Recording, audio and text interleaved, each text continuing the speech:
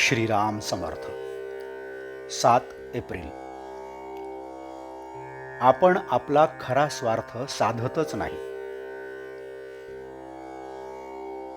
पुष्कळ वाचले, ऐकले, पण कृतीत जर उतरले नाही तर त्याचा काय उपयोग? कृतीशिवाय समाधान नाही.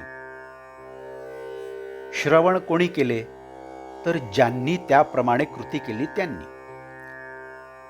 संतांच्या सांगण्याचा आपण विचारच केला नाही, त्याचे मननच जर केले नाही तर पुष्कळ सांगितले तरी त्याचा काय उपयोग? देह हा अनित्य आहे असे सर्व संतांनी एकमुखाने सांगितले आहे, तरी सुद्धा आम्हाला देहाचे प्रेम सुटत नाही. याला काय करावे? संतांवर विश्वास नसेल तर स्वतःचा अनुभव पाहावा. देहापासून सर्व सुख आहे असे आपण विचाराने ठरवले, पण खरोखर अनुभव काय येतो हे पाहावे.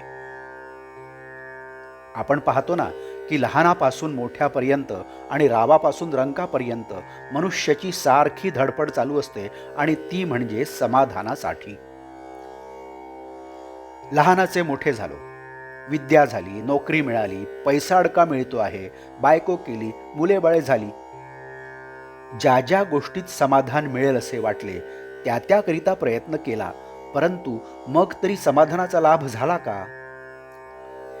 देहाच्या प्रेमाशिवाय प्रापंचिक गोष्टी चालणार नाहीत हे खरे, पण म्हणून देहाच्या सुखाकरिताच जन्मभर आटापिटा करायचा हे योग्य नव्हे.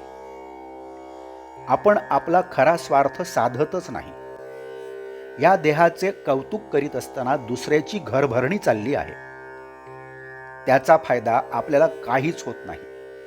देह गेला की सगळे गेले. कृतीशिवाय जे बोलतात त्यांचा नाश होतो. बोलावे असे वाटते तोपर्यंत बोलणे थांबवणे जरूर आहे. स्वातंत्र्य आणि स्वैरवर्तन बाहेरून सारखीच दिसतात, पण त्यांच्यामध्ये फार फरक आहे. स्वातंत्र्य हे पवित्र आहे, तर स्वैरवर्तन हे घाणेरडे आहे. लोकांच्या स्वातंत्र्याविषयीच्या कल्पना काहीतरीच असतात. खरे म्हणजे माणसाला स्वातंत्र्य फक्त स्वतःची उन्नती म्हणजे आत्मोन्नती करण्यापुरतेच आहे. इतर बाबतीत म्हणजे देहाच्या वगैरे बाबतीत त्याला बंधनेच असतात, आणि ती आवश्यकच आहेत. देहासंबंधीचे बाप, मुलगा, नवरा, बायको वगैरे म्हणून प्रत्येकाचे कर्तव्य राहणारच, पण मनुष्यत्वाचे कर्तव्य असेल तर भगवंताचे होणे हे आहे. ऑफिसला जाणाऱ्यांनी आपले कर्तव्य नीट बजावावे, घरातल्या मंडळींनी आपले काम मन लावून करावे, आणि हे सर्व करून राहिलेला वेळ भगवंताच्या नामात घालवावा. आपण एखादा व्यापार केला तर त्यामध्ये निव्वळ उत्पन्न हाच आपला खरा नफा असतो. त्याचप्रमाणे प्रपंचातला नफा म्हणजे भगवंताकडे आपले लक्ष किती लागले हा होय. आजचे बोधवाक्य.